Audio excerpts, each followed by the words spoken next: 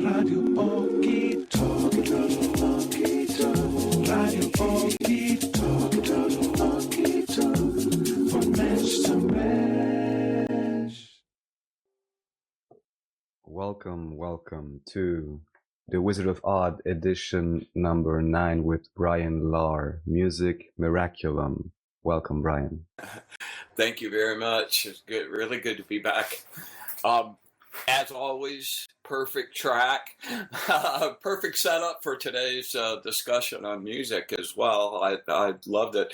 You know, the one you played the very first before we were on air, and that one, you know, what an eclectic mix you have. It's always a surprise. So thanks. Awesome. Can't wait to dive in today. Yes, so this actually is a track called Chatterbox by AGO or AGO in the remix. And kindly mute yourself just briefly so I can read sorry. It's fine. Always, you know, as we mentioned just briefly, you know, microphones picking up on interesting frequencies. You never know what it is exactly. Of course, also some individuals use this even in some type of channeling capacities, as in the book We the Arcturians, A Message from Arcturus by Norma P. Milanovic, I believe, and others using technical means for channeling as well. So there is great depth to even these technical assistance permission slips. So for this week, we're going to examine the miraculous power of music to heal, to inspire, and to communicate in a pure and visceral form. We'll look at different styles of music from around the world. We'll dive into tunings, crystals, and the Solfeggio healing tones. And we'll throw in a couple of contemporary inspirational tunes as well, as we're already doing.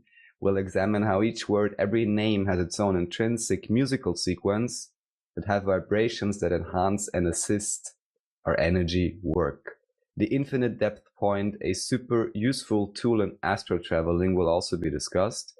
We'll also take a dive into the tarot deck and do a reading. And as always, some unexpected guests and who knows, some unexpected visitors from who knows what realms. So it's going to be a super Tuesday. So I'm very happy. Super Tuesday indeed. So maybe even just mentioning this idea of Super Tuesday, to be perfectly honest with you, I don't even have exactly a clue what it is, as I didn't look it up. I'm always only getting that impression, you know, from whatever's happening in US. Maybe you just briefly also want to mention that. Maybe even this somehow relates to music. I have no clue. Well, Super Tuesday relates to our big, I think there's, I don't know exactly how many, but there's a ton of Democratic primaries today, and it all on one day. So, you know, a lot of stuff is going to start to really get crystallized, and choices really becoming clear after today. So the fact that there's so many of them is the only reason that I know of that they call it Super Tuesday. But I'm gonna jack it, and like we'll use it for music and other cool stuff. I'm so tired of the whole politics thing already. I could just like, it's just obnoxious. Hey, by the way, I wanted to ask you about this.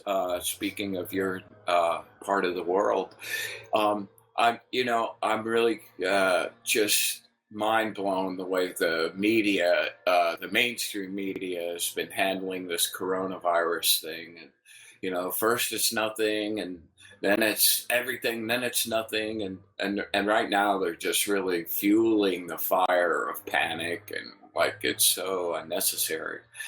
And you know, I just was curious as to, you know, what's going on in your neck of the woods with that. Are people cool about it? Is what's the wave on it there?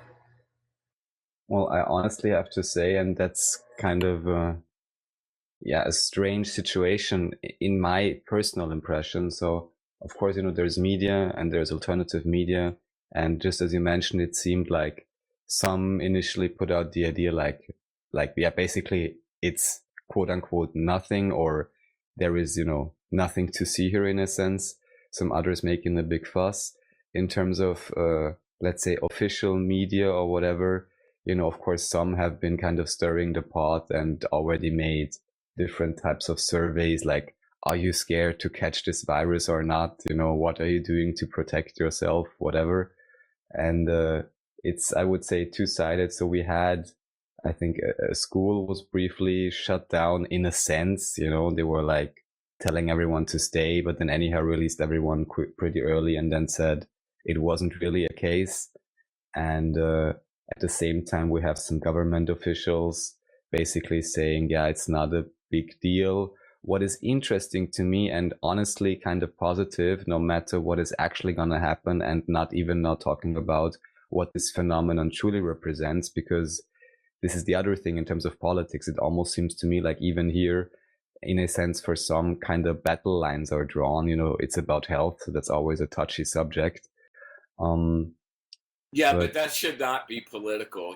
That's happening here too, and it's just like, guys, enough. I mean, this is about all of us staying healthy. What is political about that? Exactly. But this is kind of the impression I'm getting.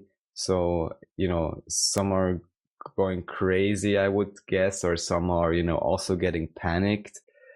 Others are more like, I guess, assuming it's not so bad. So yeah, anyhow, what I wanted to mention in terms of practicalities, what's interesting is that here, at least so far, from the so-called authorities in terms of doctors and politicians, their approach seems to be that if there is any indication for a quote-unquote case, again, no matter, not now discussing what this actually is or how this is actually safely determined, because just now I had read that apparently on CCTV, the head of the Chinese Academy of Sciences gave a statement and basically said their own testing methods right now, which are apparently derived from whatever testing methods they had for SARS or SARS, only has now for this type of so-called coronavirus phenomenon a self-identified accuracy of 30 to 50%, which obviously is laughable. So yeah. One of the problems in that scenario is that this little bug just keeps flu always mutates, from one flu season to the next. It mutates a little bit to like counteract the last year's vaccine. And it's usually kind of a lengthy period of time, although that's been speeding up. But one of the things that they're finding about this is that it's hard to really nail it down exactly because it's already mutated a couple of times in weird, kind of unexpected ways. So it's so just in terms of practicalities, and for Austria, is that the recommendation here is that if anyone has, any symptoms or whatever, that they would actually call a certain hotline and someone would actually come to them. So that is for me a positive sign, only in the sense that they don't seem to be planning on, large scale lockdowns or quarantines or something, but are rather just like, well, if you're feeling sick, like you're having a cold or whatever, stay at home and have someone check you out. Which I would very much prefer to the scenario of let's pack everyone in this or that hospital, as a general approach. However, and just to briefly mention this, aside from the idea that, again, this is official, the testing accuracy is basically, well, nil at this point. If you have 30 to 50% accuracy, right, that's horrible. And I even know that the error is potentiating. I even had very briefly studied this in university, how you make this kind of, I believe it's called Bayesian calculations. And then basically you have the margin of error, and that is potentiating times by how many people or how you're testing it. So even a 5% error can be quite dramatic in terms of false positives or false negatives or whatever. But if it's even higher than that, which it appears to be in this case, and this was my impression right from the start, it is even very tricky in terms of saying, okay, this is now a quote unquote confirmed case. Even the testing method itself is highly unreliable. And then, of course, what you have, and we can, of course, discuss this a bit further because I have some background knowledge in this, but what everyone, again, can simply check out for themselves listening to this is the whole, let's say, background history of vaccination and the whole background history of viruses, of how they were conceived of, and that how even according to current official scientific history, as far as I understand, even potential microscopes which may be able to actually see them clearly had only been developed after their theory already was established.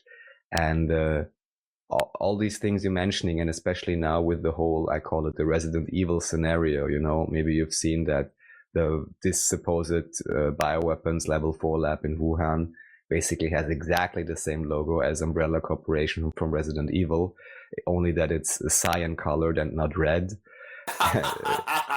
This is a fact, yeah? Yeah, right. And the other interesting aspect, of course, is that logo, whether it's cyan or red, although red would be more fitting, basically is a backdrop of a Maltese cross. Of course, again, a very much misused symbol, most likely, but, everyone can do their own research as to where and what also this just symbolically relates to. Anyhow, interesting synchronicity. And all I would like to say is, and even this is controversial, of course, to many, but there is a German doctor called Dr. Stefan Lanka. And what he did, he even put up prize money, 100,000 euros, and said to anyone who can prove, I believe, the existence of a measles virus according to certain factors. And there was one court case where someone claimed they had the evidence. The court ruled that they did not. Now, again, even here there's perspectives on whether this is now a technicality and who has proven what and so on and so forth. Again, I'm not giving any health recommendations or whatever, but as usual, fear is not a good advice.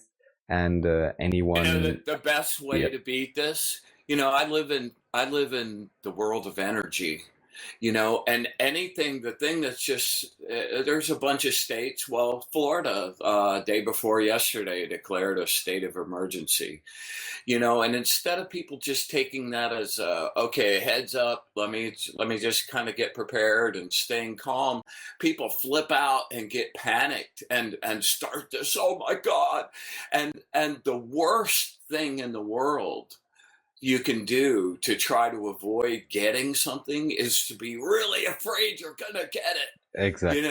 And you're spewing that energy out into the world. That's just a little spotlight here. Yeah, come get me. And if you just stay calm and you keep projecting this nice little shield of health around you and to push that away, then you'll stay healthy. And then if you go farther than that and just pour energy into crushing this thing, into making it go away, that will have effect as well. But the one thing that will make it worse and make it into a wildfire is panic. And man, that's happening.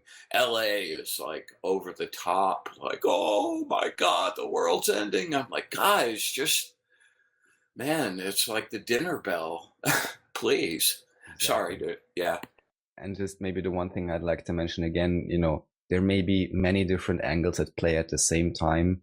There is even one thing I'd like to recommend again, everyone research for themselves, but there's one very interesting, as to say, at least YouTube channel called UAP, and recently released a video on basically the virus situation.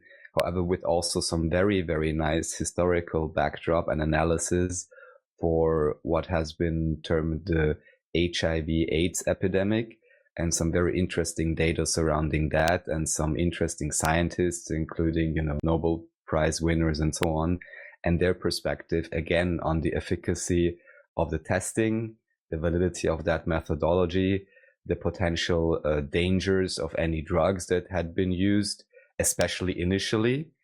And also one can consider what is happening now. And then basically just, as always, understand that health is always a multi-factor game, and many of these things can play together. So we're talking here about general so-called environmental stressors, water pollution, air pollution, thought and emotion pollution, of course, most of all, just as you mentioned, panic. This is well proven that the emotional state, whether you're laughing or whether you're afraid, is greatly determining whether your immune system is up or down. And then if you see yourself as a, this whole energy system, then it's always just a question, is your overall energy, no matter how esoteric this seems, but we are an electrical system. These things can be measured and can be specifically aided or suppressed. But basically, if your system is up, you're going to be good. If your system is down, you can get all kinds of what we would then call infections or things, whatever. And it's always the same game. And the big issue I'm having with these ideas of saying, oh, now it's this virus, then it was that virus. And it always seems like some crazy science fiction story. I could never really believe it, even with the whole, again, called HIV/AIDS epidemic. Everyone do their own research. But the real issue here is that then you can always say, it's so easy. You have a culprit. You can say, oh, wrong, you just, you met someone or you slept with someone or whatever you did, and now basically that was your only problem, and now you're quote unquote infected. But this is super convenient because then you don't need to look at your diet, you don't need to look at your emotional patterns, you don't need to look at in terms of emotional quality of relationships, your energy. That's where that's where it all starts to begin with. And that's why like the whole aura work thing is so important to me and the school of learning that I've been in, because you can, if you teach yourself to be able to perceive that part of you, then you can see where the things really begin, and you can get rid of that stuff before it works its way through your bands and down into your physical body. None of that stuff starts in your body. It all starts in your astral. And that's the first place to keep good and keep it clean, and clean it every day, just like you take a shower, sorry, that's one of my soapboxes. No, of course, you're perfectly right. And then, especially considering then, or even just doing your own research and understanding again how flimsy even these testing methods may be and what they're actually testing, then one can also understand that it's very simple to label whatever issue one may be having and just label it under the newest trend, which right now would be, oh, you're infected with this and that virus and you died because of this and that virus. And as we know, just to give one more reference in regards to what is called AIDS, also here, of course, it is known that basically, quote unquote, no one really dies of AIDS, but of other type of issues they're having. So again, it's the same basic issue, no matter what anyone may believe about any particular viruses or pathogens, or however this would be called. It's about, again, the general state of the immune system. And of course, if you spread great fear, or tell someone, well, you're gonna die, and their own mind is turning into destructive mood, then they don't actually even would need to have any type of, poisoning or whatever. From that moment on, if they believe it and don't see a way out, of course, they're poisoning themselves. And Exactly.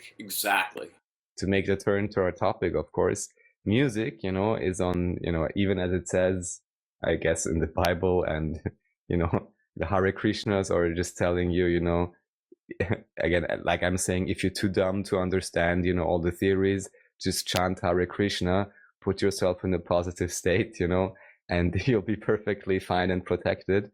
So maybe this is a good entry point for music in general, because of course, everything can set to be frequency and by extension also sound on some level. And as I'm certain all of our listeners are quite familiar with, also music can put you into very, very different states. And music may also be, along with some other things, literally the healing of the nation, once we consciously, again, choose our music and choose, simply put, what we tune into on all levels, right? Exactly. That's exactly right. Music really can help heal the world, because sound was one of the elements that actually created the world. And, riding on that vibration and finding the purity of those frequencies has been used for many, many, many millennia, actually. And if you go back to Neanderthals, it's like the rhythm of beating, that's been part of humans gathering and communicating since the beginning of time. And, you know, if you think about that, a four on the floor dance beat is the same beat in with the Aborigines. I mean, it's like every single culture that communicates a groove and a way of feeling to whoever's listening to it. That is a amazing form of communication. You know, the thing that's amazing about music is that it supersedes the intellect. You know, when you hear a really great song that you're just vibing to, especially if it's just an instrumental and it's just the musical wave, you know, you click into a frequency that you know, you wind up connecting with and flow in harmony with, and those bands of energy are not anything that you think about, but you're getting a ton of emotional content and pictures and feelings and, you know, all level of communication from that music, and it's stirring things inside you, and those frequencies are causing you to think things and to see things in your mind. And, you know, what a wonderful way to communicate with people on a level that's your energy and your feeling rather than, you know, words. And you know, when you use words, you form what you think means what you think. You send those words out, somebody hears them, they interpret them in the way they think about them, and there's like so many steps in that process where there's degradation of the original communication. You know, and music supersedes that. You know, when you are in a musical mode, you're just understanding. You're not thinking. Although it does spur thinking, but the understanding and the feeling is what spurred the thinking, not the thinking spurring the emotions. You know, one of my favorite examples of this too is, you know, when you break the musical scale down to individual notes, you'll find those pure tones used in so many different rituals, like the note C sharp, which is 138 hertz. That's on the 440 scale, by the way. You know, I've just given up on the 432 thing, to be honest with you. It just was way more work than any result I found. So all of my stuff will be on 440. Anyway, C sharp is the note for Om, and just knowing that note, you know, and being able to utter that tone causes changes in you. I don't know if you've ever meditated with that for a lengthy period of time, or I made that like about a year long daily meditation, and it really, you know, Om is the universe. You know, it's not just a word, it's the vibration of the creation of the entirety of the universe, which is why it has been used by so many across the world. But when you break it down into individual notes, there are specific healing functions that happen. Those relate to different organs in your body, and one of my favorite ways to access those are with large crystal healing bowls that are fashioned after the 7 metal Tibetan bowls. You know, I had a collection of Tibetan bowls, which I still have actually, and they're really cool, but they're much more in your head And like one of my favorite ways to use those was to actually hit the bell of it. I have little rubber mallets that I use with the big crystal balls, but they work really great with the little metal ones too.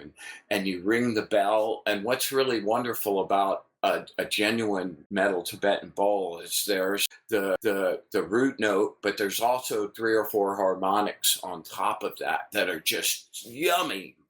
And I used to take it like from my left ear and circle it around my head to my right ear. And that's a really intense experience with that if you do that for a few minutes and really dive into that. I also, did the regular sounding of it, which was always really awesome. And I use that to meditate with for a long time. But then I got a set of crystal healing bowls. And if you're not familiar with those, it was a really cool technique developed by a physicist where he took a mold and loaded it up with pure quartz, crushed quartz silica, and put it in a centrifuge, and this mold was in a centrifuge, so it evenly coated the sides of it, and then he put a super high voltage electrode in the center of it and flash fused it, and they're tuned to real specific notes. And when you hit them, you take the rubber mallet around the top edge of it and circle around it. And you either go counterclockwise or clockwise, depending on whether you want to bring something or send something. And those vibrate at such a deep density that you wind up feeling them in your bones, and your bones vibrate. I've got one that's an 18-inch in diameter. It's a huge thing. It's a pure F, and when you hit that and you circle around it, you can see the bowl vibrating, and you can start to feel it like literally in the bones of your entire skeleton, and then it emanates out through your flesh and then outside of you, which is exactly the opposite of the way, when you're listening to regular speakers, you're taking it in through your ears and it becomes, kind of sensory programming information that your brain tells you how to respond to. But this bypasses your ears first and actually vibrates the inside of you, which is also then vibrating your organs at this pure tone. So I've got a set of 7 of those, and they wind up keeping me in really, really tip-top shape. As a matter of fact, I used one of those in the picture I sent you for this talk today. And I did a really long session with the whole set that night, and wow, man, I just felt so good. Not to mention that if you are sending something out, and you've got them, you catch that wave where it's no longer a ringing bell, but it's just a continuous tone that's vibrating at this really kind of low level.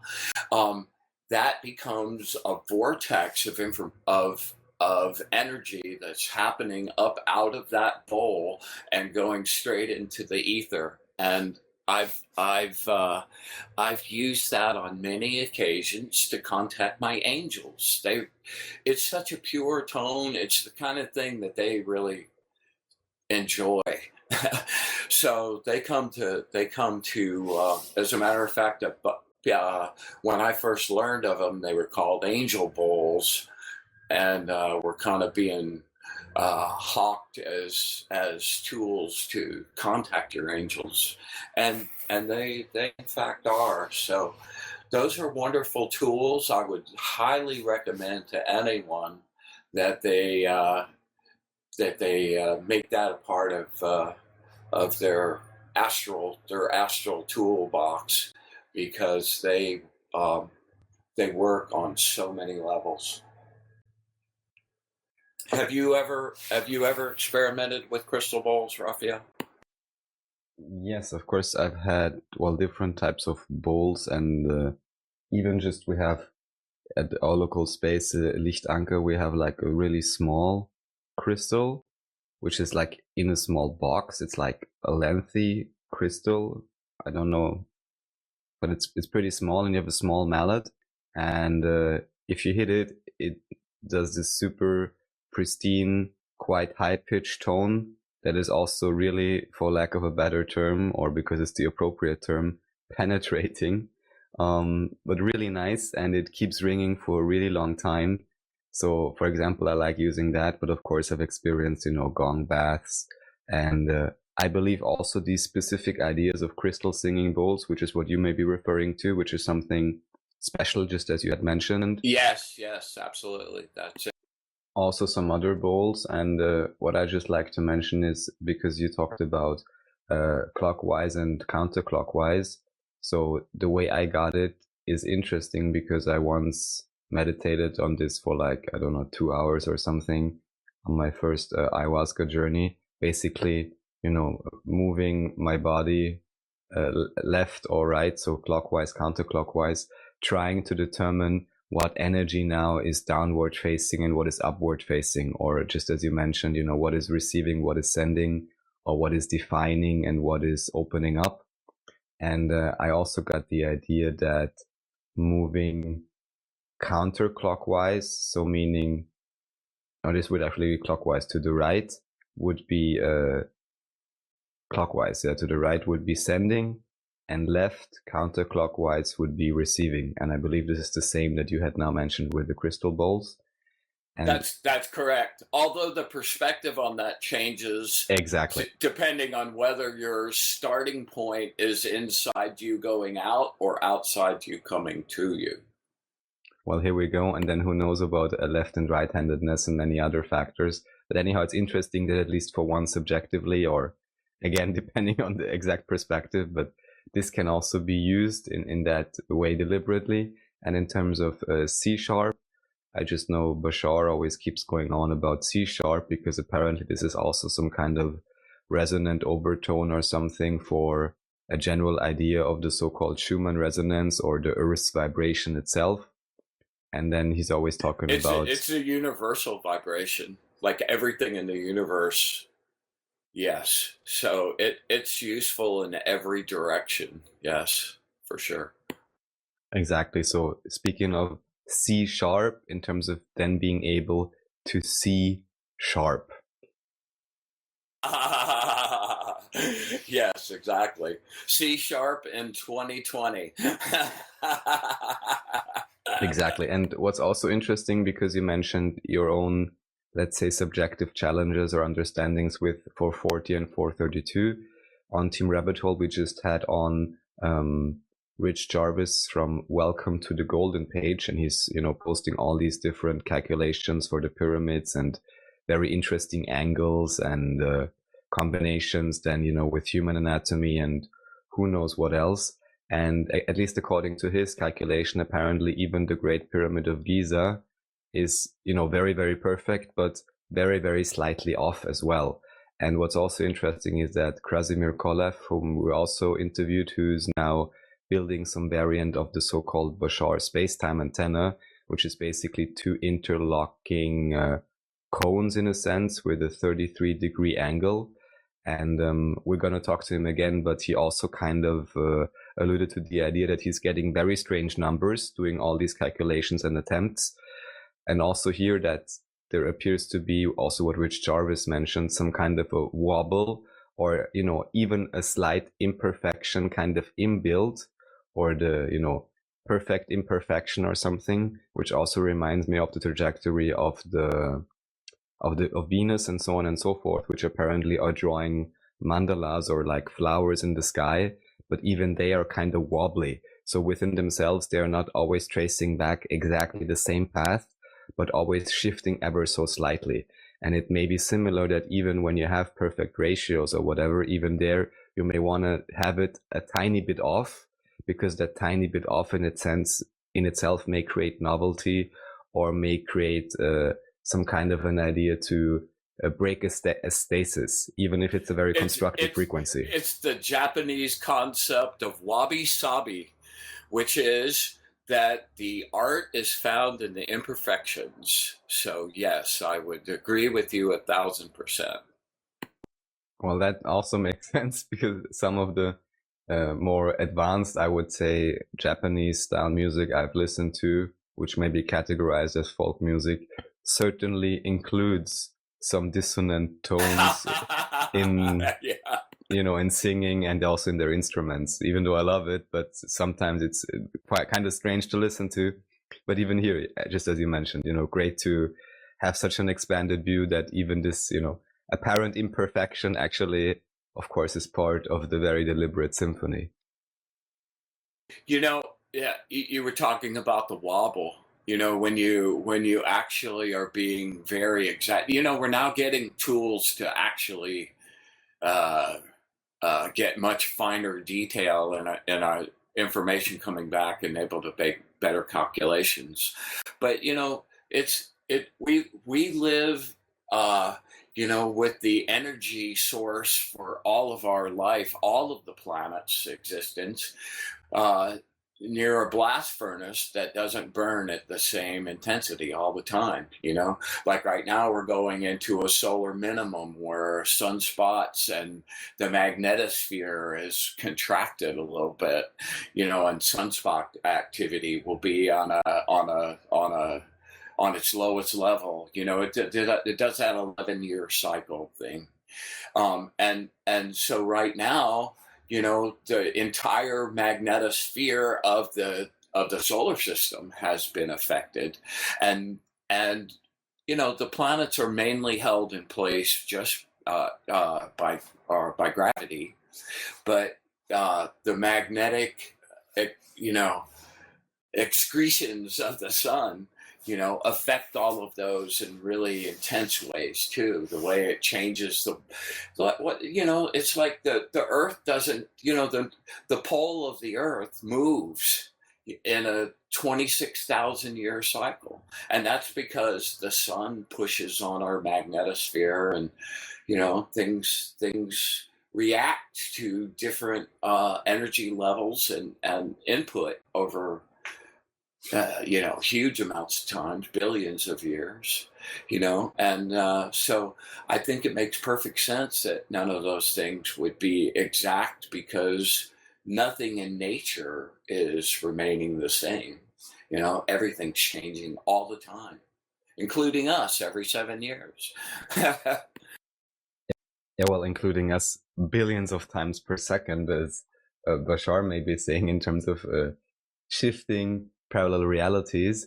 However, even here then, speaking of music or frequency or magnetics, which may be, also tightly related, you may be familiar, also some listeners familiar with the so-called electric universe theory, which, as far as I understand, would put the idea of magnetics and resonances and, other layers of these ideas on a much more prominent level than what we may imagine the world to be right now. And what I also recently saw again, and these are all topics which are maybe not so common because they seem so basic and so obvious that no one is thinking about it, but that apparently if you would try to have the usual model of gravity and expand it out to the planets, basically as soon as you have 3 objects, you cannot really create anything that would resemble a stable, so-called stable solution.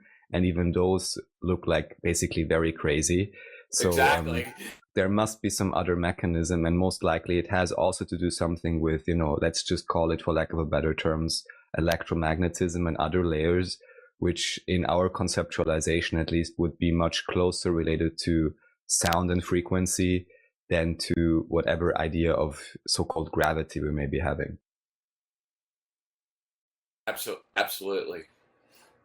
Absolutely. The universe, like they've listened to the universe and pointed it in different directions, and it has its own tone.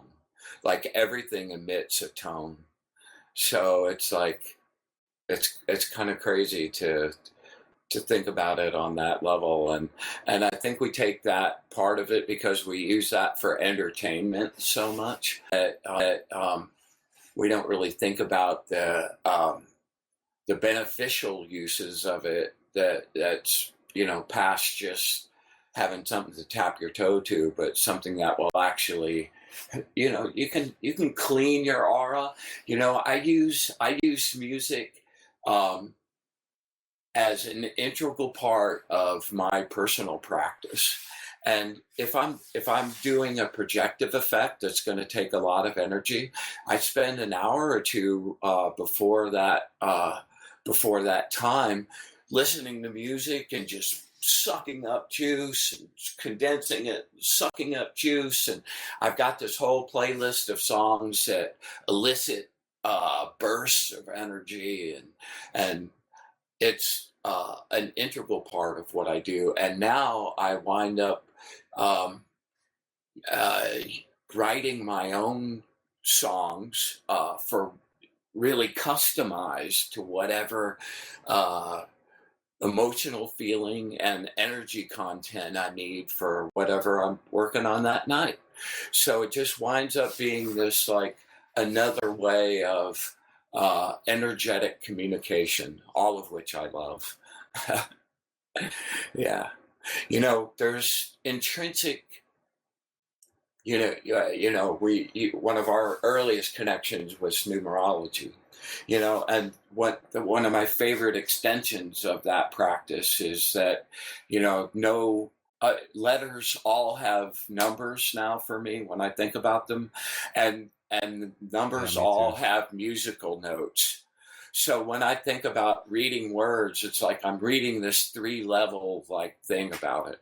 So like every word, every name has an intrinsic musical sequence. And when I first started exploring that on my own name, I was like, well, how can this go? You know, is it going to be dissonant? You know, and I've wound up doing it for hundreds of people over the years. And I've only run into, you know, 2 or 3 of those during that time where the sequence didn't have some feeling about it that in an amazing way, just like the numbers, like how can numbers describe you? But they really are very, very accurate, you know, and this sound sort of has a description about you too, which is amazing. And when I first started doing it, I thought I would run out of options on my own name. But then you start extending it into different kinds of music, different instrumentation. Man, the BPM, the beats per minute, how fast or slow it is, it's like makes a huge difference in that. And with just those, just the 5 letters of the word Bryan wind up being this kind of like infinite expression of out of my center point, which winds up being an amazing journey. You know, it like takes you different places, it inspires you in different ways. And then if you really get fanatical about using the whole number chart, you know, you've got 4 numbers, you know, your life lesson, your soul number, your outer personality number, and your destiny number. And those usually wind up being double numbers, like 15, and then you add those together to get a core number. So that would be like 15 would be 1 + 5, so it's 15/6. So you wind up with these 3 number little groupings that can then be chords, can be rhythmic sections, can be like, it's like the possibilities are endless where that goes. And if you're sending that out into the universe, not as a celebration of who you are, but your own like contact beam, you know, the thing you get, you always get goodness reflected back. I love that particular thing. That's why I included those little musical sequences, musical staffs with the notes on them on the major arcana cards. You know, those are the musical sequence of the name of that card, which I've wound up using, not not all of them all the time, but especially like the megas, I use that all the time. You know, I use that card a lot in things I'm working on, and it winds up being the same thing. It's only 5 letters. How could you not run out of options with that? But just like everything else beautiful in the universe, it's infinite, and the more you discover, the more you realize there is to discover, and that's one of my greatest joys. Well, beautifully said. We can just basically, you know, march and play on, or of course we can play music at any point you like, as we have plenty of time tonight. It is as you wish. Yeah, let's take a little break. Put a pot of coffee on and regroup.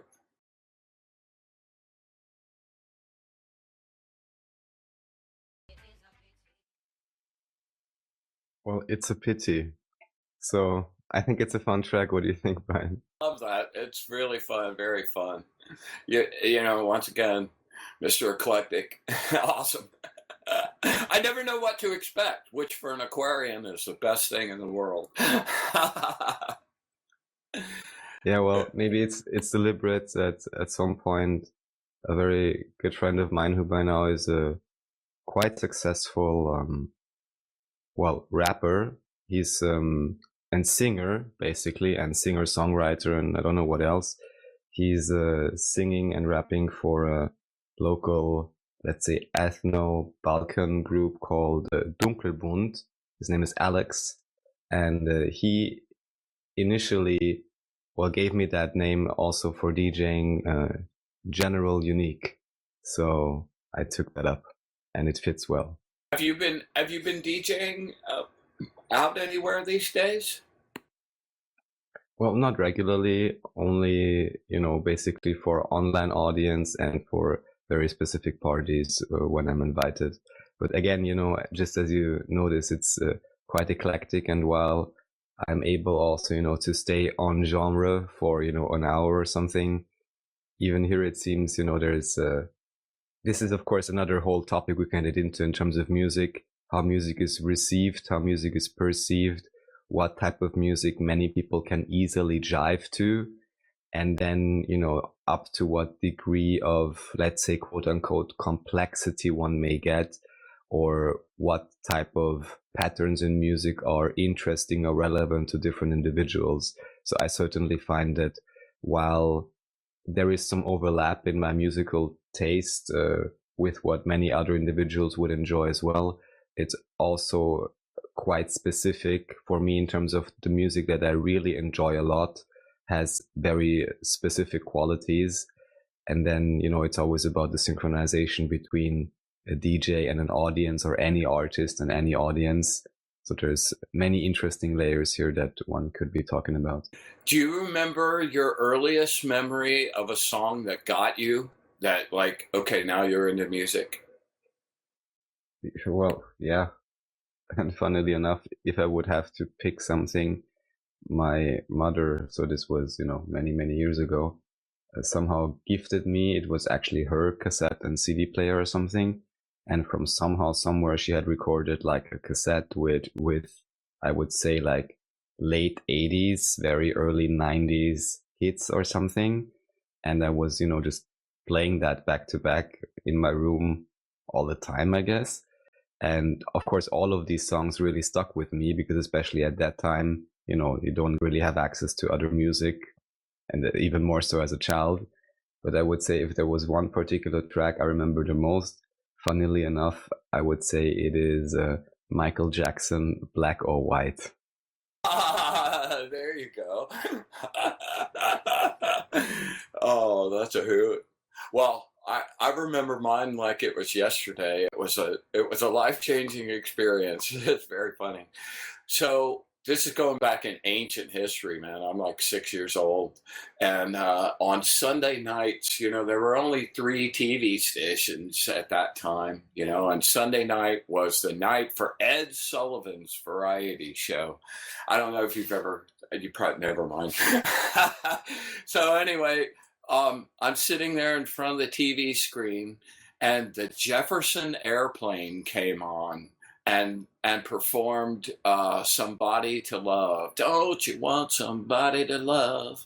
And I Nice. like, I was just like, I couldn't believe it. I'd had to, I like, I wanted to hear that song until it just wore out.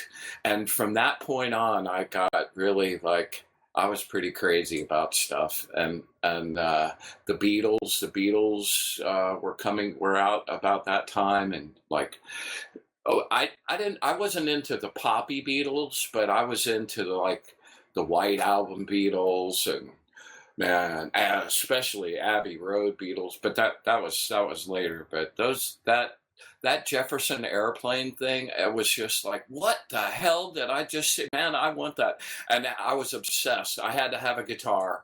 That's all, man. I like made people insane until I got that damn guitar. Kind of crazy. So one last little bit on the music strain before we move on to some other stuff. You know, people always think, well, music, that's something outside you. You know, it's a computer program or it's a guitar or some sort of external instrument that you then have to play. But I would just like to remind everyone that you're your own walking musical instrument, you know, tapping your feet, taking the palm of your hand and hitting your chest. I mean, there's a great bass drum. And I have a story for you that will let you know where this first blossomed for me. There's an American artist named Bobby McFerrin. Have you ever heard of him, Raphael? Maybe. Kindly explain. Yeah. Okay.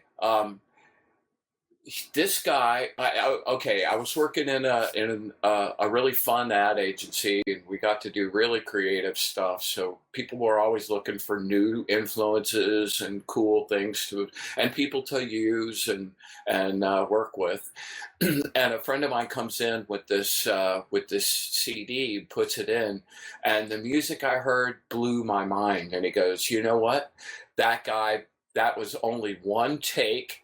One track, and every instrument on there he did with his voice and his body.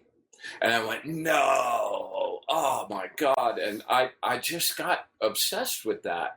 And he would keep this impeccable drum groove going with his body and this big,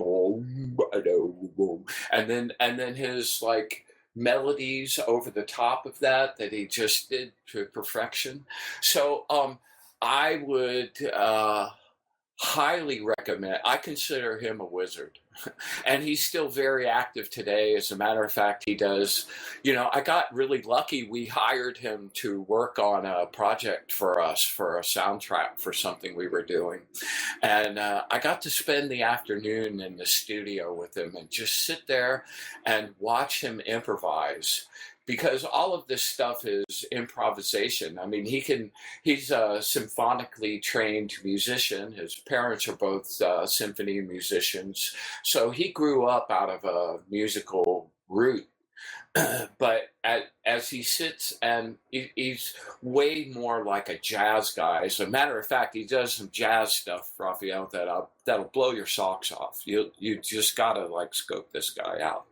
So anyway, I got to sit there and just watch him beat on himself and contort his body, and it was like I was watching the instrument happen. And ever since then, I've been thrashing on myself and make lots of nice sounds in my songs that way. You know, just do a cool bass note. You know, you can cop any sound you want with your voice, and these days with EQs and effects, you can pretty much make it sound any way you want. And that's always kind of a cool way to make it even more your texture, which is a fun way to roll. So Bobby McFerrin, YouTube, there's a million videos. Please scope him out. I would love for you to have that experience. He'll warm your heart.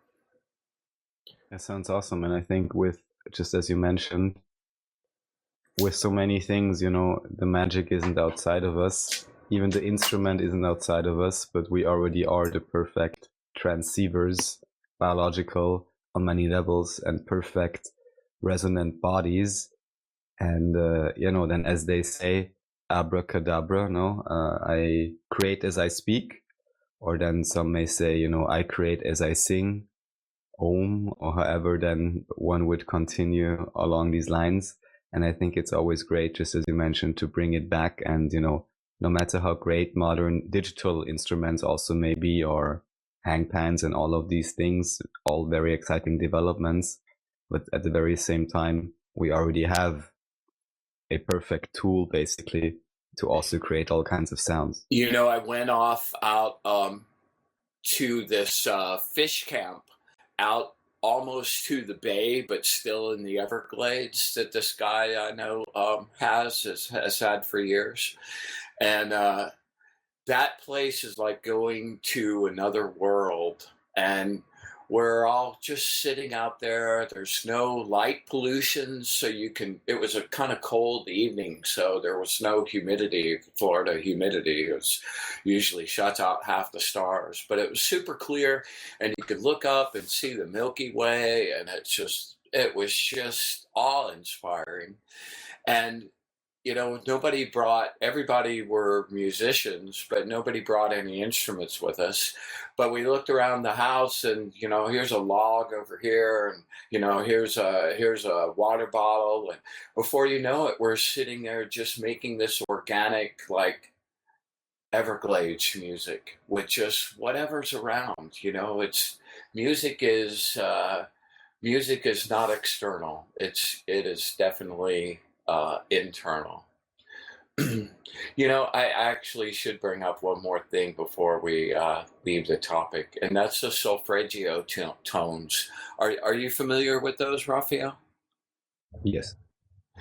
You know, lots of people use those. They are specific resonances, like 522 hertz, which is I believe that's an A. And just do different tones of that for an extended period of time, like 5 to 10 minutes, and those tones have a resonant effect on your own frequencies, and can help to realign and fine tune our own frequencies back to those places. Like what 522 is supposed to do is to help rejuvenate your physical body, to cleanse and re-energize your astral body, to work on your liver specifically, and your kidneys as well. And some people also call it the God vibration, and that they use it to create with. But you know, to be fair and honest, my own use with them, I think they are effective, but they are, unlike the crystal bowls that I find incredibly pleasing. The uses of the Solfeggio tones, and some people, I've attempted this myself. I find those tones to be a bit grating. You know, I was laughing when you brought up the hitting the crystal and that shrill, like, ee! I kind of cringe every time I hear one of those myself. It's not a particularly pleasant sound to me, you know? And the crystal bowls are like getting massaged from the inside out. And I could swim in that energy forever, hours. The Solfeggio tones, I find, just like that high tone you were mentioning, I find them to be a little bit annoying after 5 minutes of just a single tone at that frequency, because it's in the middle range of our perception. You know, like C, like when people say C, they're talking about middle C on the piano, and then that goes up and down in octaves, and those different octaves still have elements of the purity of that middle C, but they they add other elements as well, and at least I've experienced them this way. They're more mixes of other things rather than the pure middle tones, which are all, from my perception, have been really specific. So the solfeggio tones, while they are, I have found them to be pretty effective. Have you used them at all, Raphael? Well, only in terms of, experimenting with them by listening to them.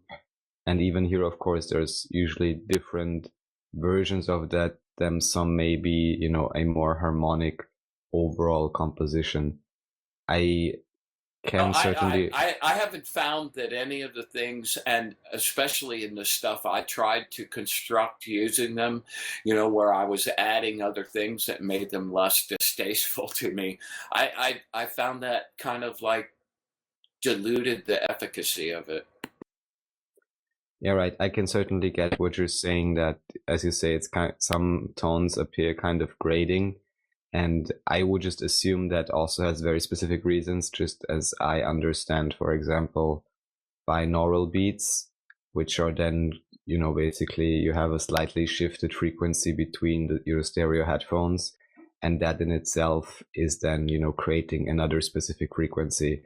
So I would assume that if these are deliberately and well chosen, then there is probably some kind of a calculation as to from the solfeggio frequency to some kind of a human mean frequency or whatever, and probably, honing into the middle point or who knows what else to kind of, incur or cause this shift, which may then seem grading, which may simply be a different approach than using the crystal singing bowls, which may be more centering in a different way or a different modality. But I would just say, as always, to everyone, just try it out. There's good reason why many people enjoy different of these permission slips, and then simply use whatever works for you. And absolutely. I think the crystal bowls thing, I think the reasoning behind that, I've contemplated this a little bit before, and I think the reason is the really high tones like that wind up, that's your ears hearing it first, and then your body. But the big bowls, the big crystal bowls, you feel those inside. Right. They resonate inside you and then go out. And I think that's the difference. I'm not saying I believe that yet, but that's what it seems like at the moment. No, that seems to be phenomenologically verifiable. I would concur with that assessment. Simply put. Yeah. Well, I think next time I'd love to do an experiment with building some number frequency music on the fly. So, I thought we could take your name, and I'd also like to throw out to you and anyone else out there that wants to see what happens when, throw out some more words, and we can do them really quickly on the fly, and it'd be great. I always love those kind of experiments, so I offer that out to you, Raphael, and anyone else listening. Great. I'll certainly have some suggestions, and to anyone listening who's interested, just contact us, and we can also play your name or your selected word or whatever it may be live according to, the synchronistic translation system we will be using at that time. That would be really fun. That would be a hoot. So I was going to do a card reading or talk about one of my favorite astral tools, the infinite depth point, which is one of Bardon's real jewels. So offer it up to you, which way you want to roll. Well, I would say we got plenty of time, so we can do either. I'm also up for doing both. And again, anytime you want some musical break, we can also do that.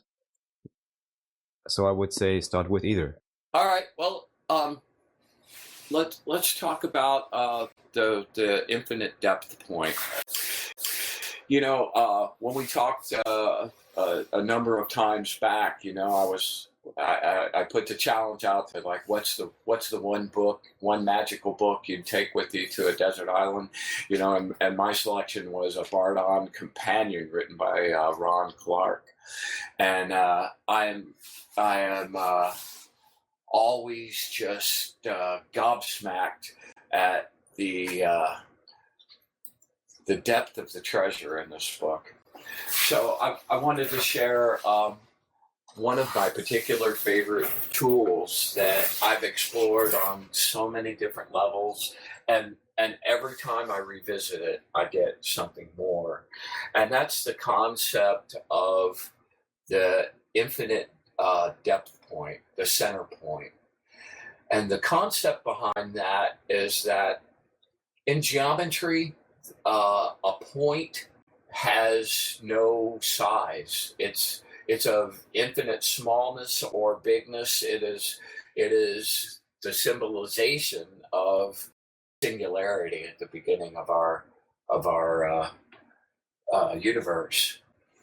So every single thing, every physical single thing has an infinite depth point. And if you can train your perception to follow that down, that didn't happen for me on the very first time. That was a couple months worth of going after it every day. But the truth of the matter is as I tried to follow it down, I got distracted, or I lost my focus, or for whatever reason, I had always gone farther than I did the day before. And that search for, wow, I wonder what's out there, was, kept me going until I finally got to that point. And that point is the gateway to the universe as I've experienced it. It's like, instead of thinking of yourself as your energy being, and you want to go, say, I want to come see you in Austria and see what you're doing. Instead of thinking of it in terms of the way our physical body travels, that you're crossing some distance, or you're having traversed something, that there's an element of time in it. When you connect to the infinite depth point, you are able at that moment to be at the absolute center of everywhere, not just the thing that you entered through, but everywhere. And not just here, but everywhere in the universe. So that once you're at that depth point, which is a very beautiful place, by the way, and you, with intent, select where you want to be, then boom, you're there. It's like the ultimate teleportation device. And my own experience with this was a door that opened up so many different places to travel to, and to learn from, and explore, and just be awestruck at. It's like, holy moly, the whole, like, quantum idea of many universes of it. Well, it's absolutely true. And this particular technique, if you spend the time to really perfect it, is a doorway to all of those realities, which in reality are infinite. You can't even begin to imagine all of those. And getting to go sample different places like that, and the way the different perceptions, it's like, and the thing about approaching it in this fashion is that you can tune it to kind of pick up the perception of whatever you're entering into to begin with, so that you can perceive those realities not only as yourself, but as a cat, a dog, another, anything you want. And that is an amazing trip in itself, and one I use pretty much now on a daily, sometimes multiple times a day, daily basis. Yes.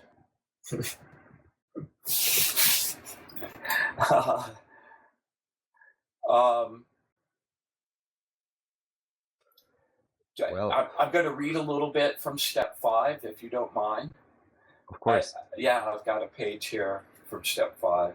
I think for the modern reader especially, this is perhaps the most enigmatic section of the whole of the original Bardon book, but which is a few essential bits of additional information. It begins to reveal its meaning. The first bit of information that I suspect most readers are unaware of has to do with the philosophical conceptualization of a point. In geometry, a point has no dimension. It has no length, width, or height. It is infinity finite, infinitely small in relation to its surroundings. One could say that it does not exist as a physical thing, but rather is solely a philosophical idea or construct. Yes, a construct, meant only as an indicator of position within three-dimensional spaces.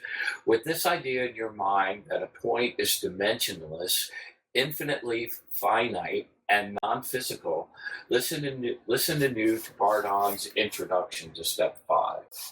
The wise Archimedes once said, "Show me one point in the universe and I shall lift the globe off its hinges." Yeah. Very few people probably know what this sentence is concealing, that this sentence is concealing a great occult mystery, namely the secret of the fourth dimension. As we are all from our school days, as we all remember from our school days, everything having a shape, a stone, a plant, animal, man, in short, everybody owns length, width, and height. Definitions familiar to us. If in the middle of a form, for example, a form, we imagine a double crossing, on the crossing spot, we get a point, the so-called depth point.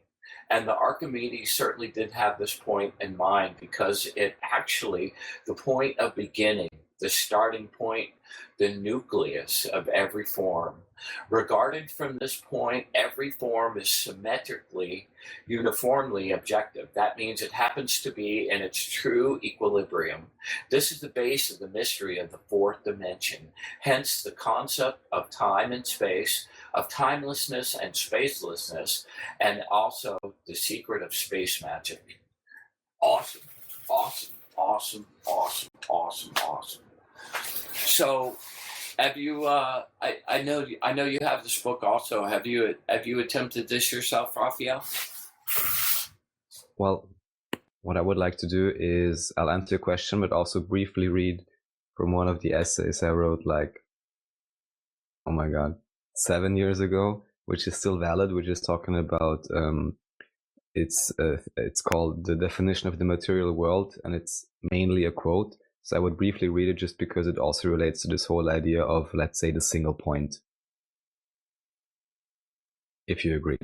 Awesome. Yeah, go, please.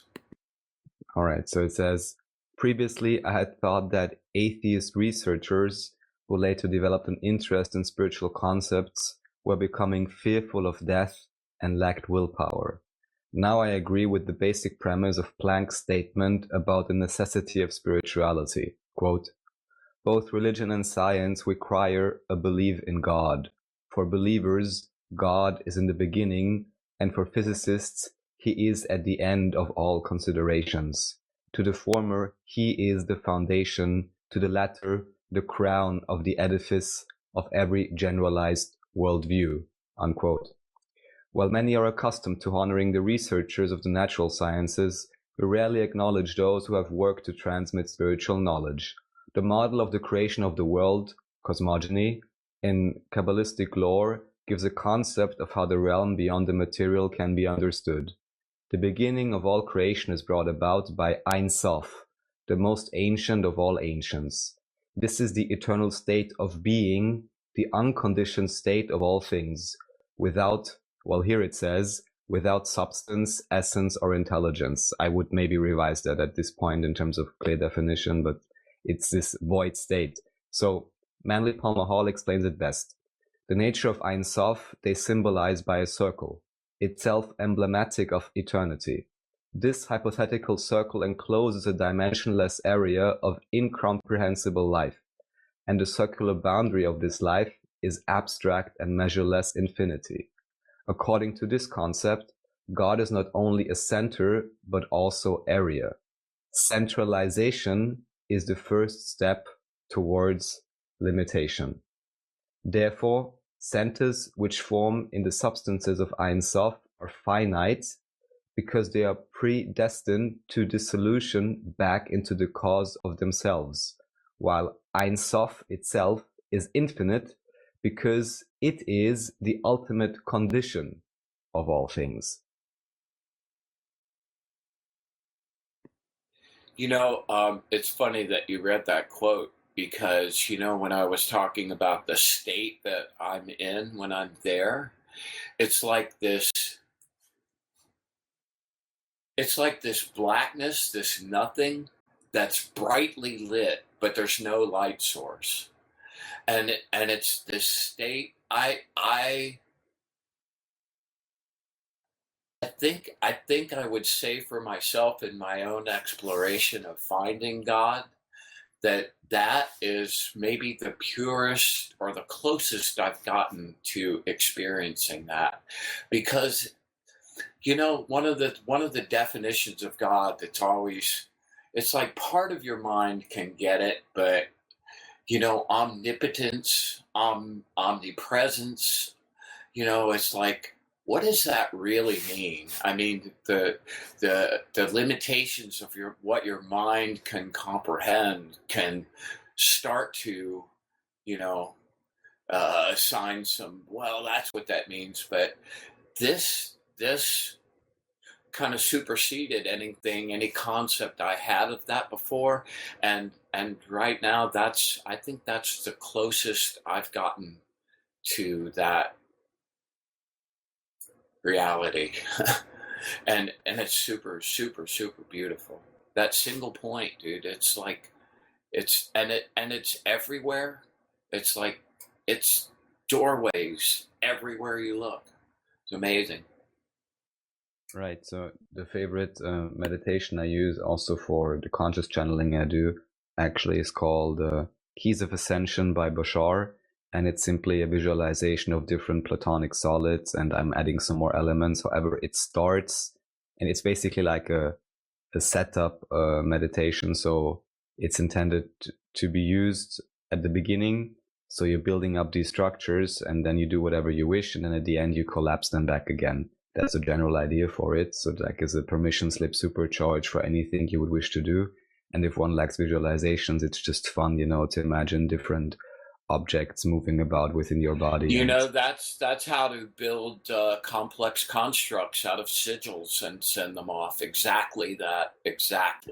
Except, and just to bring it back to the point, how this whole thing starts, of course, is with a dot, which is, again, dimensionless, limitless, so on and so forth. And just to concur with what you had stated, I cannot perfectly remember how I initially got into it. And as to recommendations, I would say, either dance, meditate, or chant Hare Krishna or something, and somewhere act on your excitement, somewhere you're gonna find the connection to that level that we may be speaking of, which may appear mysterious to some, but all I can say is quote unquote I've been there, or I am there, and that level of this unconditioned void, which may then be translated simply to unconditional love, unconditional allowance, for me just logically perfectly checks out. And even though that is truly the blazing flame of unmitigated reality, as Aldous Huxley would put it, as you say, infinitely void and infinitely bright at the same time, it just, makes perfect sense, because how else could everything exist in all its variety and strangeness and incomprehensibility from any type of logic definition system we would apply to it when seen as a totality, unless there was, this prime radiant God. All that is, that first is just void, which would then allow within itself all of these ideas to exist. And certainly, in my view, I believe I called it, also like, a 0 point state or whatever. That is ultimately whatever type of. I call it black space.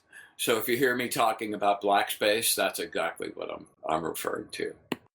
Right. So, and anyone who's been there can most certainly relate to this concept. And then to me, almost any idea of a meditation or whatever really only is effective if you also at some level, enter that frequency and then quote unquote channel that frequency within whatever you're doing. Because again, that is, the most clearest source or most unclouded perception of the fundamental truth of reality, which once again is unconditional love, which once again means all that is possible to exist is allowed and loved and supported in its existence, which then simply, also allows much of a, somewhat a quote unquote clouded human mind to remember the truth of the matter. Indeed. I don't know if you struggle with this, but I constantly find myself struggling with this. As I was trying, I find myself so frequently in these explorations when you get somewhere that you really had no concept of before. Trying to come back, I find my vocabulary and my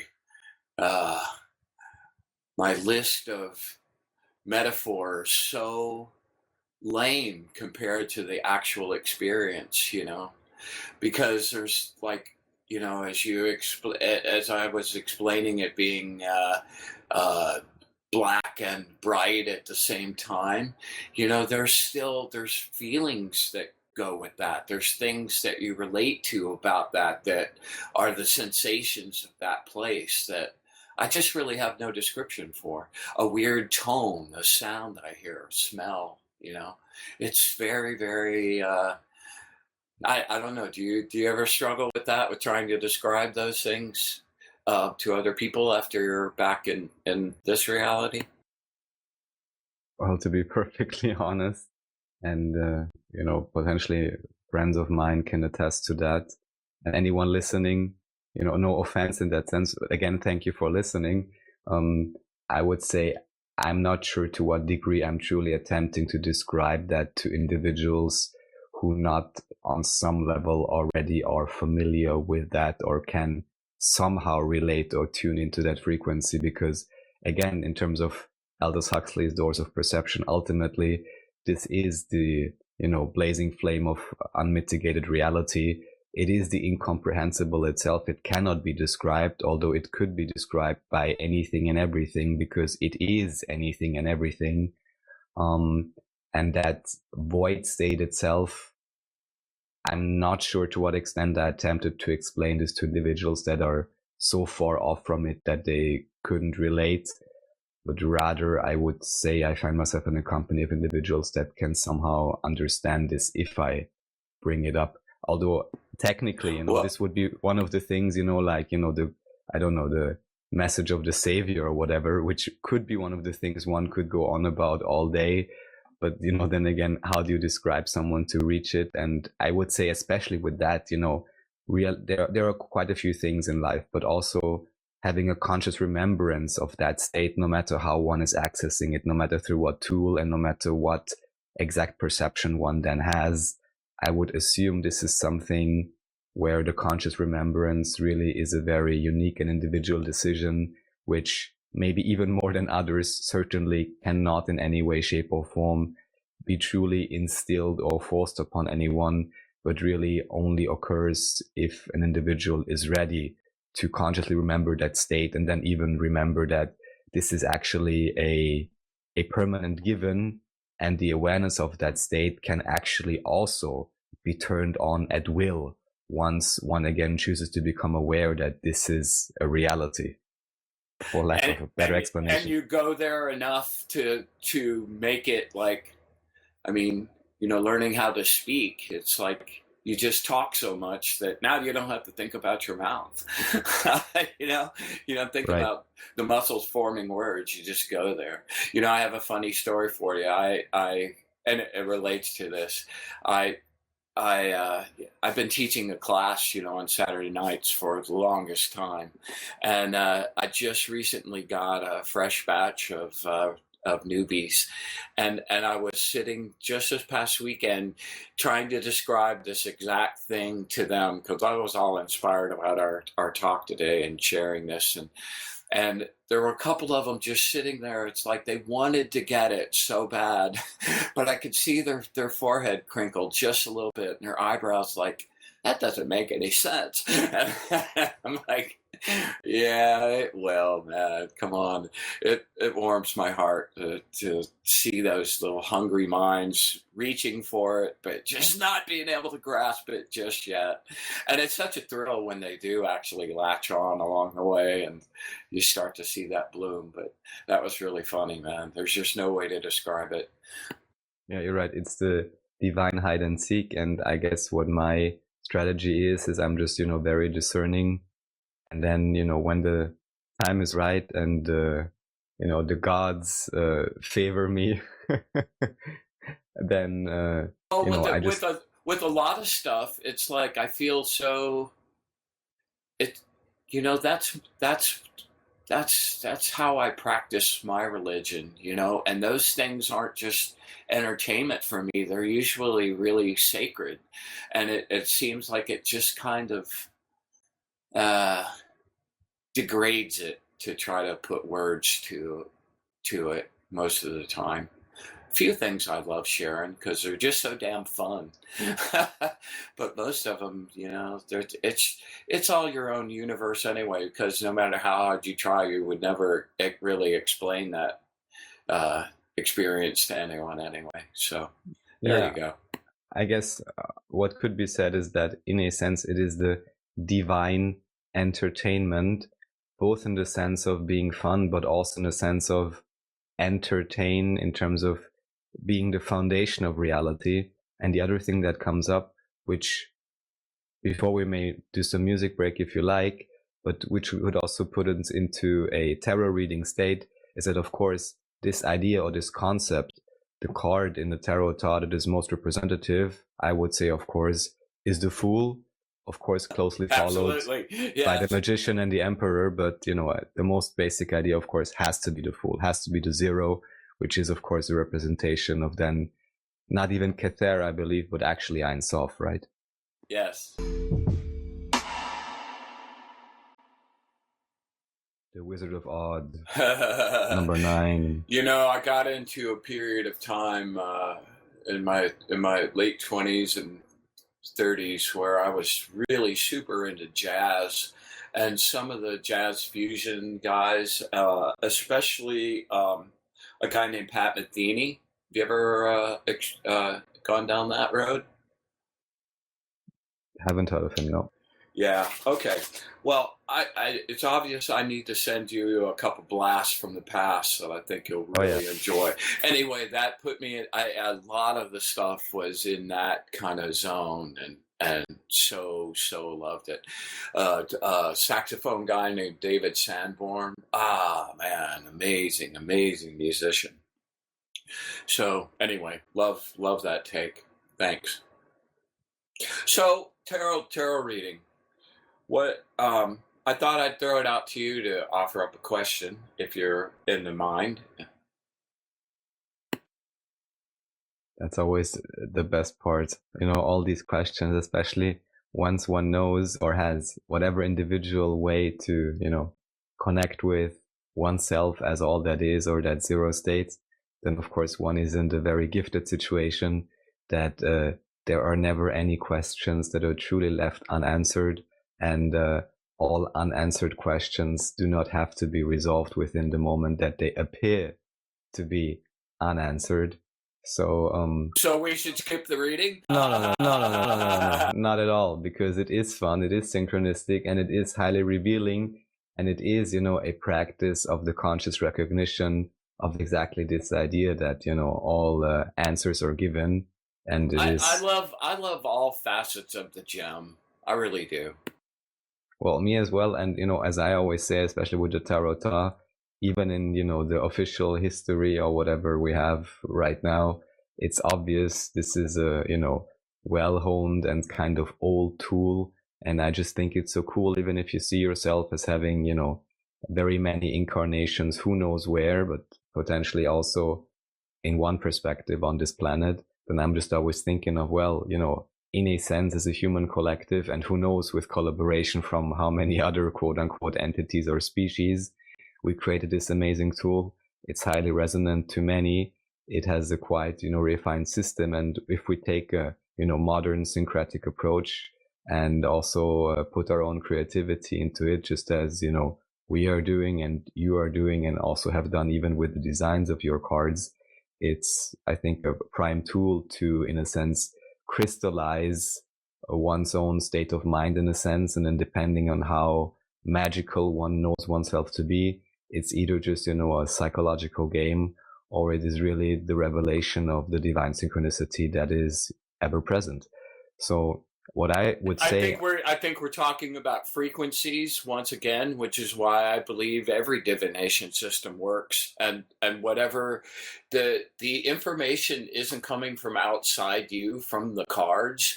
The cards are just doorways for you to go out. The emanation starts inside you and your juice, and how well you're able to fill up those tools with your intent beforehand. Not just what are the, a random pull of the cards, no, it's the conscious charging of them beforehand, that with, not just with the cards, with every single, that's what makes a really good divination work, no matter which system. precisely, I completely agree. So, what I was thinking of, I believe we actually did one reading in regards to the Bashar prediction. We also did one reading in regards to the whole, new type of virus panic situation. So honestly, I'm not sure if I would have one specific question right now would be like, this needs to be answered. But whatever, I don't know, is there anything that would be on your mind, or that you think maybe interesting to the audience, or even just, I mean, it can be anything. Usually one then thinks about, predictive readings, which are always fun to check, and, often eerily then synchronistic in terms of how it actually pans out. However, it could also be some type of a reading, Well, who knows, even on the development of music. I was thinking about that. I was also thinking about, they're keeping the waves of emotional intensity so crazy about the coronavirus thing here. I'm talking about in the States specifically, that I was just kind of seeing, where the emotional flow of that is going to go. Because I think that'll be deadlier than the actual disease itself. Well, so, as always, whatever the apparent let's do the music thing. Cause. Let's do the music thing. I'm coronavirused out, actually. We'll do the music thing. I was thinking about the next wave of what's next. Sometimes I think music, popular music, is. I think there are fringes around the outside of music that are evolving, but I think of most of popular music is devolving. I'm liking it less and less and less and less. Well, and less. Then there is always the whole idea of saying, before everything was better. And even me, and honestly, for years, I haven't listened to any pop, anything. Just I randomly hear remixes from some underground SoundCloud artists I'm subscribed to or something. But what we could certainly do, even just as a reflection, again, on the general state of consciousness, because it is a relevant reflection in terms of what most people choose to listen to, consciously or unconsciously. And of course, the quote unquote music industry is, at least for now, still somewhat a big part of it. However, who knows how also this may decentralize or completely change. In a sense, I would agree that in many different genres, music in a sense is devolving in terms of what's being said to be popular. However, I can only assume. The other thing to that point is like, you know, I like to write a lot of electronic music, and I mean, God, dude, there's thousands of subgenres. It's like, you know, Right. how do you even begin to keep up with that, much less take the time to listen to those and understand what's different about them, you know? So I think that's, you know, when I was in my teens, you know, the record industry was really sort of centralized, and the whole like radio thing, you know, it made it more difficult for, I guess, beginning people to get heard and get their stuff out there. But at the same time, the people that wound up making it through that, you know, it's those, you know, it's like there aren't any Led Zeppelins now. You know, it's so diffused. There's so many different things. And it's not just electronica. There's a billion genres that it's really difficult to want to look around and find new areas that you like. You know, I find myself either writing my own stuff or gravitating back to favorites. Right. And I'm just, you know, trying to imagine how a tarot card reading or one of the elemental spreads you do could look. You know, of course, also very much depending on how we frame the question. So what I would ask now in terms of question, would we ask for like, you know, what's next in terms of what is popular, or we could ask what's next in terms of how music is relevant or how it is maybe seen by whatever called the, you know, collective consciousness in terms of how it is treated. Although even here, you know, there's so many layers. I'm imagining how about yeah. if we focus, you know, this is my own, this isn't like a prediction, but my own, like, I think this is where it's going. I think there's kind of like it's hit a plateau. I haven't heard any music that I've heard lots of music I enjoy, but I haven't heard anything that like cut new, like a whole new ground, you know, some different way of experiencing music.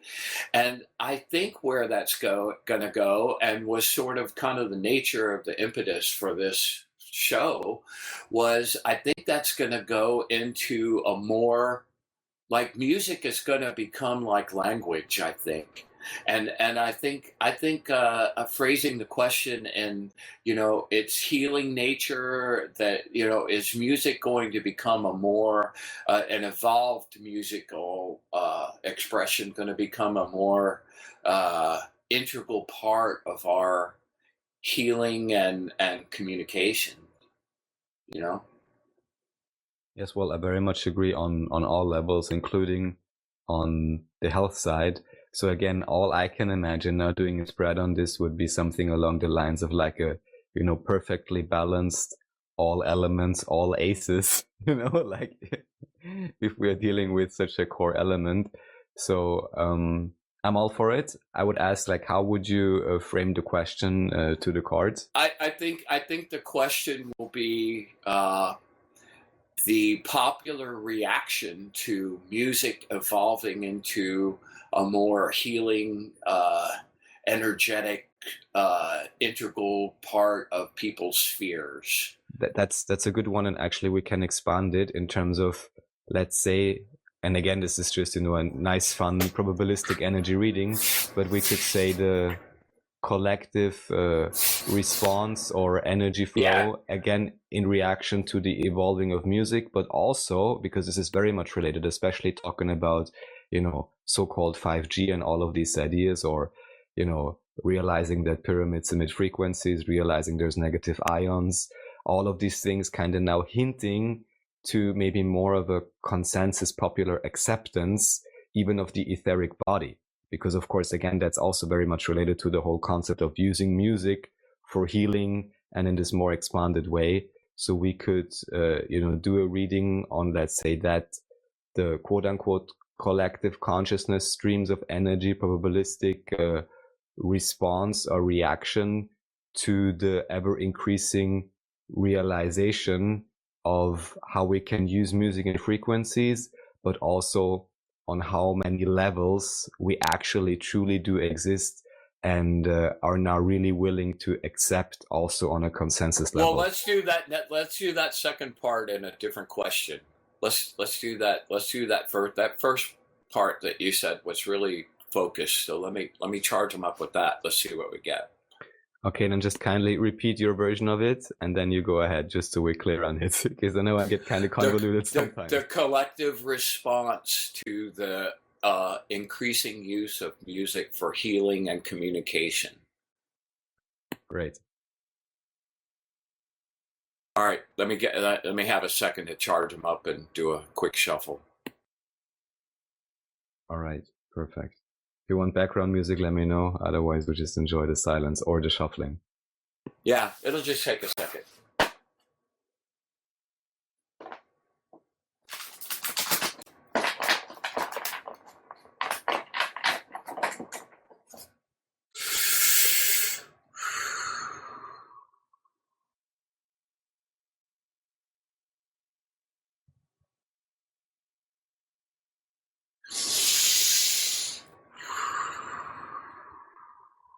Ooh, nice and juicy. Ooh, I love that. I love that rush up your spine of energy. Whoa, love that. Okay, here we go. And I am doing the elemental reading. Awesome. So I don't include it in the reading per se, but when you do when you cut the cards and you look at the undercut card of the top deck or the top part of that cut, I always put some significance into what that card is. And in this particular case, it's the sun. Yes. Yeah, thanks. So that's kind of what I was getting at before. All right. Let me do the layout here.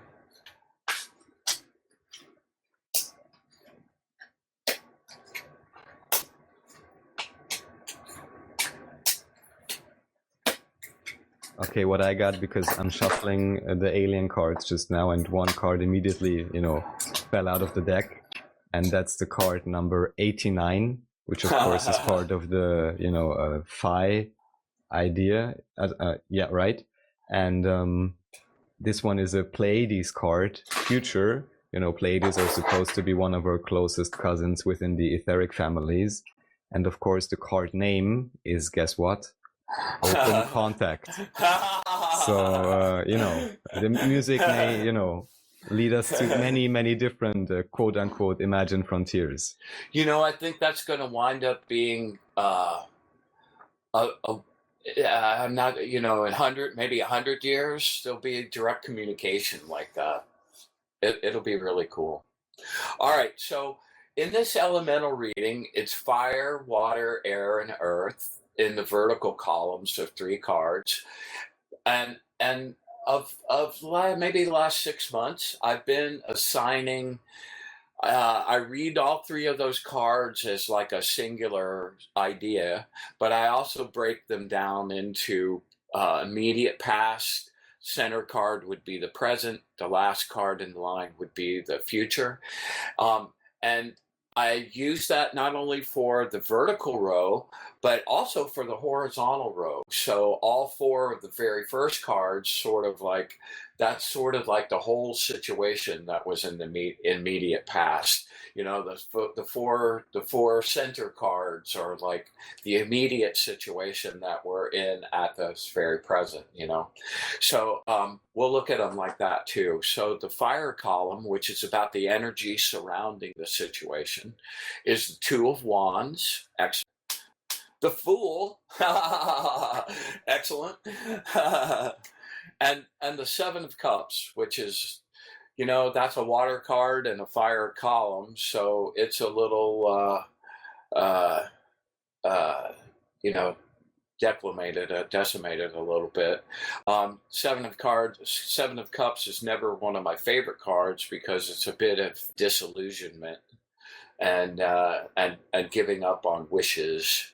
But the Two of Wands is so strong, and the Fool forging off into new areas are really cool. That also could mean that, you know, there'll be areas of exploration and experimentation that work, and there'll also be areas that don't work, you know. So sometimes those, especially when people have invested a lot of, oh, this is the way it is, and they find out they're wrong, that could be kind of a wow moment. So that's sort of what I'm picking up from that. If I get this as, you know, this was now fire, past, present, future, right? Yes, exactly. Right. So what I would say is the Two of Wands. Most simple image I'm getting is simply tuning forks. You know, anyone can interpret anything one likes. That's true. That's true. Two tuning forks. And present, the Fool, which of course would ultimately point towards the idea that even though we do a reading, whatever actually happens, you know, only depends on your own 0 state, 0 point. However, for me, of course, you know, like the positive perspective, the future Seven of Cups is super amazing because, as I understand, it is associated with, you know, illusion and also with the so-called vices. And that's true.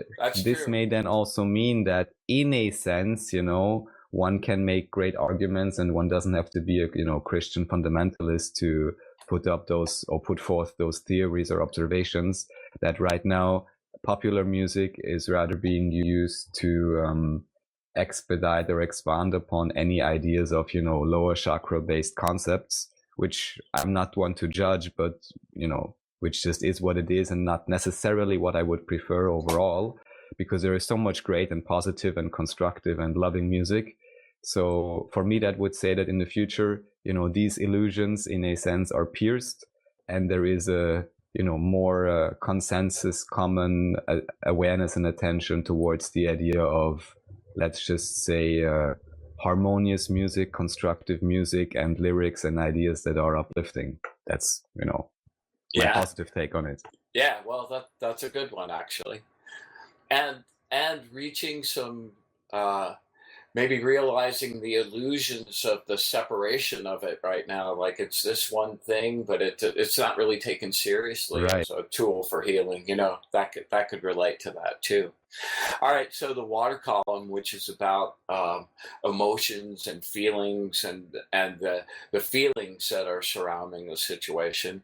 The first card is art, which could also be temperance. It's the angel that is combining two opposite things into one working scenario, which is so perfect for this because the way, you know, people have historically thought about music, it was really a different mindset than the way it can actually be used, and those things are coming together in a really miraculous way.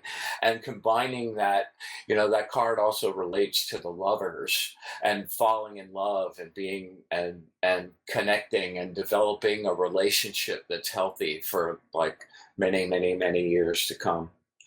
Okay, so the next card would be the Emperor. Which is, you know, when the people that have power start realizing the efficacy of this, you know, things will start to change. And that card being in the present scenario kind of means that's already starting to take place. It's kind of cool, a cool time, especially followed by the last card, which is the Magus of the body. So that would be about the for me, in my deck, I have 3 Maguses. The Magus of the body, which is about your physical, magical skills and creating plans that work in the actual real world. The Magus of the mind, which is about planning and figuring things out. And the Magus of the spirit, which is connecting to your ally and your higher self. So in this case, it's magic and music is magic. I mean, it's the purest form of magic, in my opinion. So awesome reading. Okay, then we get to the next column. Go ahead. Just to briefly point out, as I had mentioned in relation to this whole 0 point state and all of that, I was mentioning 3 cards in particular: Fool, Magus and the- Emperor, the and we already Emperor. got 3 of those. Just by That's the really way. funny. You know, I didn't really realize that, but that's exactly right. You did. You were already tuned in. Well, I wasn't like I can't imagine this any other way. So my heart was like, okay, well. Man. Did you mess with my cards, man? All right. So next column is the air column, and that's about things that are being thought about this situation and plans and constructs to make it happen. The first card is awesome. Well, it's sort of awesome, but it's an elemental conflict in that it's the Ace of Pentacles, which happens to be an earth card that's in an air column. So it dilutes that a little bit, but the Ace of Pentacles is such a pure, ignition that it's hard to override that, especially followed by the Empress. And last but not least, the Five of Swords. So it's at the beginning. There's lots of people are seeing and reaping the benefits of that, and word is spreading in lots of really, really cool ways. One thing one of the huge parts about where music is right now is like it's still so controlled in many ways by organizations that are purely and solely for the cash, and I think this is just my personal opinion. I mean, I don't like to. Yeah, just my opinion. I think that's a perversion of the way it should be used, and I think that the way it gets used sometimes is almost as much of a perversion as it was with the Atlanteans and the way they used the things they could have used to create, and they wound up destroying, and I think that mindset kind of leads to that action. All right, and then the last column is the earth column, and the thing I love about this reading is that you get the energy, you get the emotion about it, you get the thoughts being planned, and if none of the energy of that flow of those cards changes, this is the likely outcome in the real world in the way it manifests. So the first card in that column is a card in it's the card Lust, which is about pure raw power and bringing undiluted power to a situation and craving a particular outcome. The next card is the Four of Cups, which is not a great card, but after that pure craving of power and that getting drunk on that blend of it, not to mention the way that it's used so much for sex.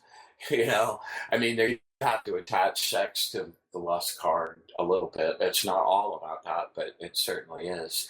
The Four of Cups is kind of like the hangover the day after, kind of like wanting to move away from that. And then the last card is the Priestess and the secrets that are about to be revealed, especially in the future, the immediate future, and in the last card of that reading.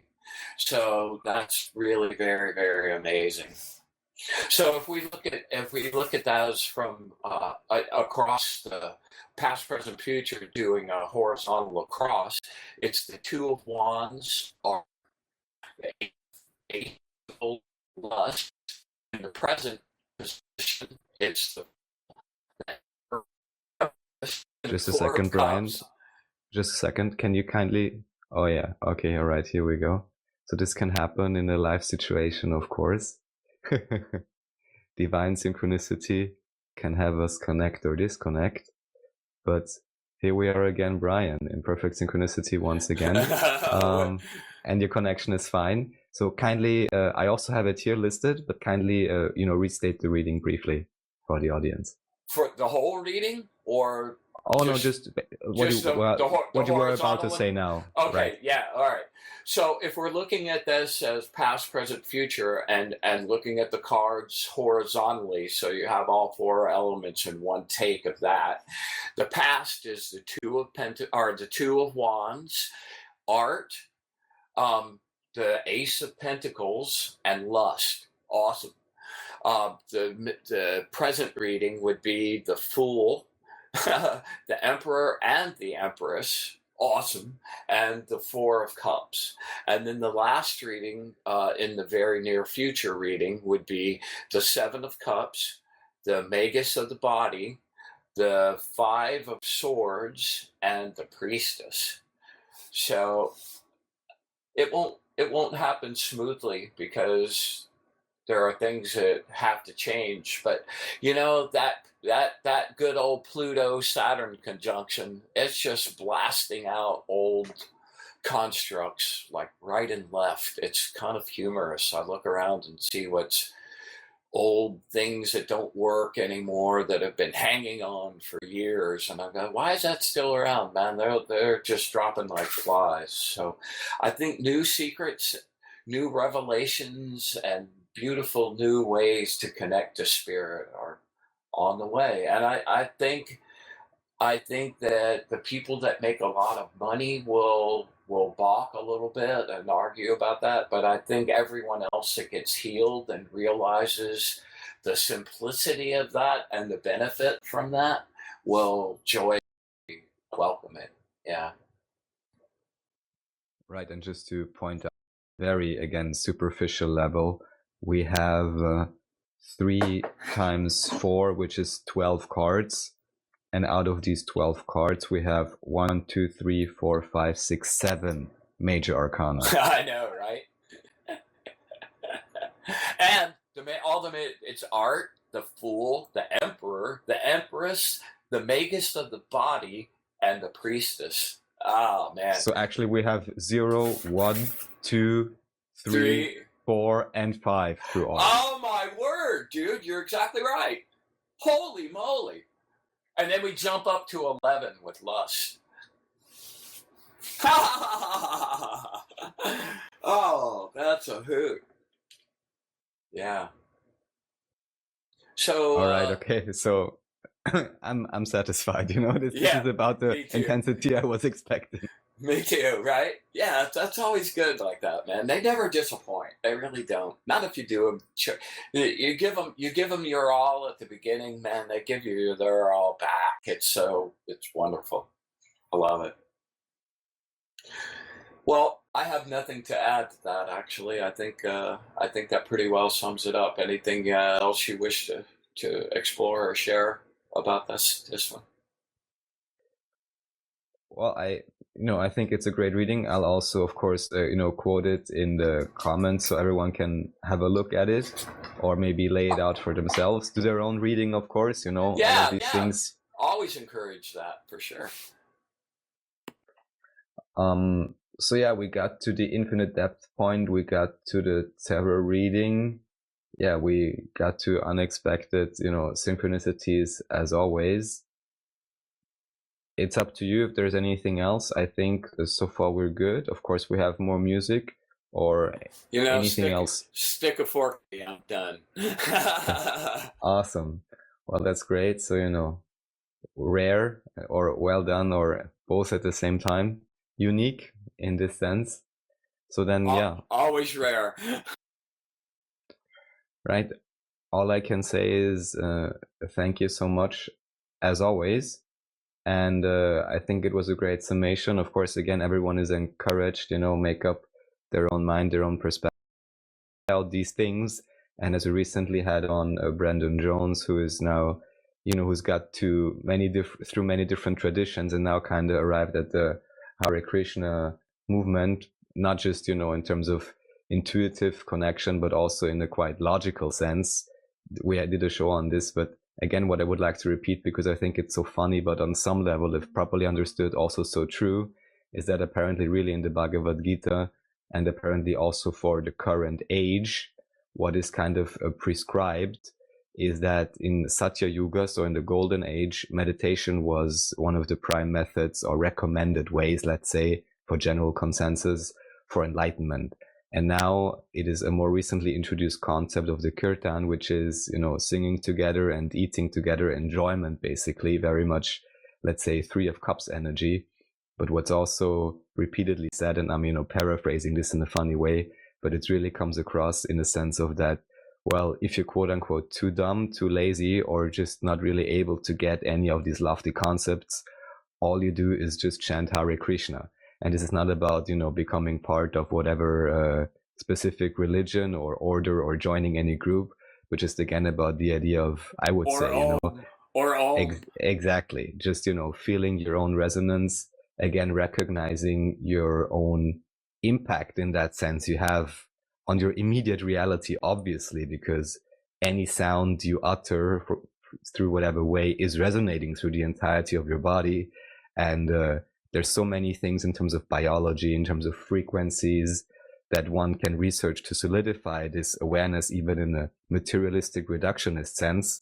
But then again, everyone can just experiment with these ideas, make music for yourself, chant for yourself, pick up any type of instrument, feel the resonance that you are creating within this world, which is simply a perfect analogy, as I would say, to the fact, in my view, of course, that you are creating your entire reality out of very, very similar frequencies, simply all on different levels.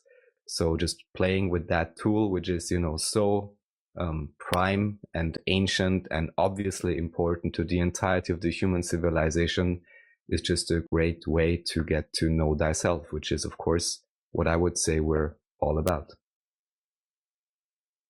I was thinking about that know thyself thing earlier before the show started, and it's funny that we're ending up on that, because I think know thyself is not just knowing who you are mentally inside, but know thyself. I think the most important part of that is know your energy, and when you really know your energy, that's when I think the deepest part of that statement comes into effect.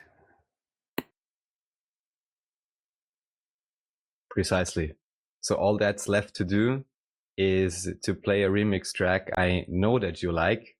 If you're so far done with your comments, then again, I would just thank you once again. And thank you. I truly enjoy this.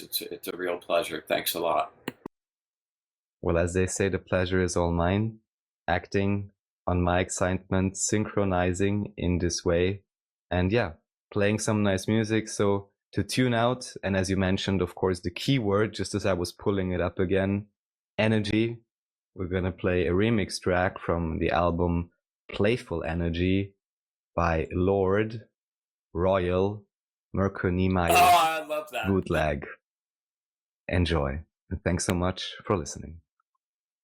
Radio OKiTALK.